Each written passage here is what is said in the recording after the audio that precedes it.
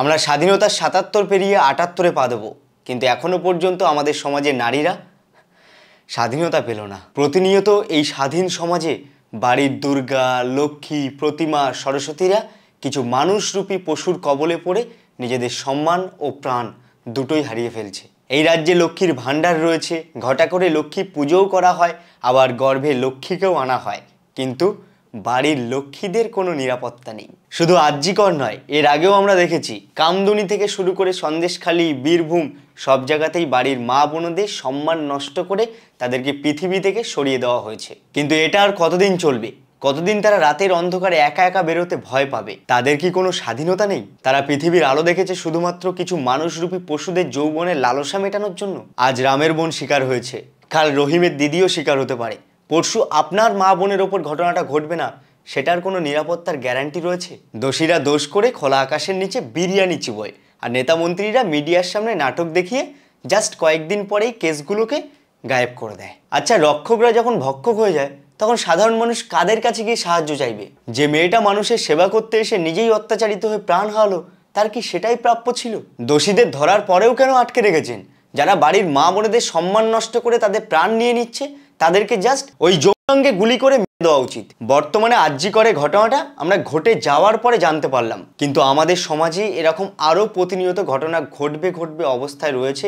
মেয়েরা টের পেয়ে প্রশাসনের দরবারে উপস্থিত হচ্ছে শুধুমাত্র তাদের সেফটির জন্য। তাই জন্য প্রশাসনকে বলবো, দয়া করে তাদেরকে সাহায্য করুন। সাধারণ মানুষের ট্যাক্সের টাকায় আপনার পরিবার খেতে পাচ্ছে, তাই দয়া করে তাদের পাশে দাঁড়ান। কি বলতে চাচ্ছে তারা, তাদের কথা শুনুন। সম্প্রতি আমাদের বারাসাতে একটা নার্সিং কলেজে মেয়েদের উপরে ফিজিক্যাল অ্যাবিউজিংয়ের ঘটনা লক্ষ্য করা গেছে, কিন্তু সেখানে প্রশাসনের কোনো ভূমিকা লক্ষ্য করা যায়নি। এখন যদি আপনারা সতর্ক না হন, তাহলে ওই মেয়েগুলোর সাথে যদি কোনো দুর্ঘটনা ঘটে যায়, তাহলে আপনারা নিজেদেরকে মাপ করতে পারবেন তো? আসলে কি বলুন তো, যে প্রাণ হারায় আর যার ফ্যামিলি নিঃস্ব হয়, তারাই আসল ব্যথাটা পায়।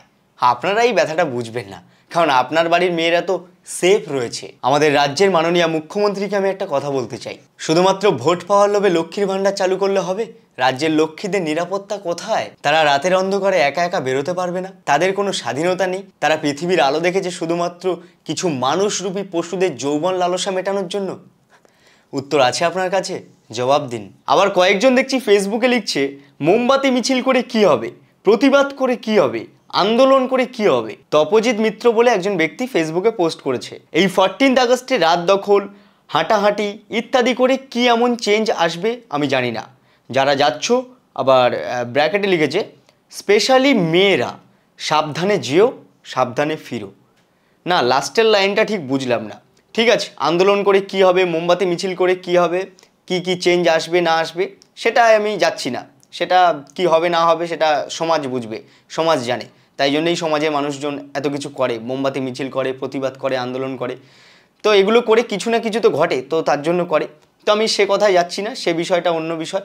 আমি লাস্টের লাইনটাই যাচ্ছি, যারা যাচ্ছ ব্র্যাকেটে স্পেশালি মেয়েরা সাবধানে যেও, সাবধানে ফিরো। কেন ভাই স্পেশালি মেয়েরা কেন? মেয়েরা যদি প্রতিবাদ করে, আন্দোলন করে, মোমবাতি নিয়ে মিছিল করে, তাহলে তারা সাবধানে ফিরবে, সাবধানে যাবে, সাবধানে আসবে, এই কথা কেন উঠবে? রাতের অন্ধকারে মেয়েরা কেন একা একা বেরোতে ভয় পাবে? তাদের কি স্বাধীনতা নেই? এই তোমাদের মতো কিছু মানুষের জন্য দোষীরা 0.1% হলেও তাদের দিক থেকে জাস্টিস পেয়ে যাচ্ছে। তারা আরও এই দোষগুলো করার জন্য উদ্বুদ্ধভাবে সমাজে বুক চিতিয়ে ঘুরে বেড়াচ্ছে। তোমরা আরও উস্কে দিচ্ছ যে দোষ করো, মোমবাতি মিছিল করে কিচ্ছু হবে না, প্রতিবাদ করে কিচ্ছু হবে না, আন্দোলন করে কিচ্ছু হবে না। তোমরাই তো আরও উস্কে দিচ্ছ তাদেরকে। তুমিও তো একজন কন্টেন্ট ক্রিয়েটার, তুমিও সোশ্যাল মিডিয়াতে ভিডিও বানাচ্ছ, তোমার সাথেও মেয়েরা থাকে, তাহলে তারা সেফ তো তোমার সাথে? হ্যাঁ হ্যারি বল, বেশি পেকো না, তা নাহলে সাধারণ মানুষ তোমাকে বলহরি হরিবোল করে দেবে।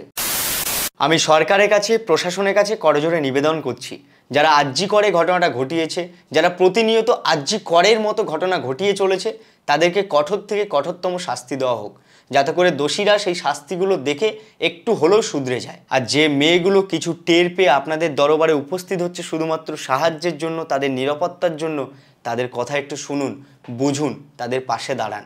বেটি বাঁচাও বেটি পড়াও, এটা কিসের জন্য? কিছু মানুষরূপী পশুদের যৌবন লালসা মেটানোর জন্য?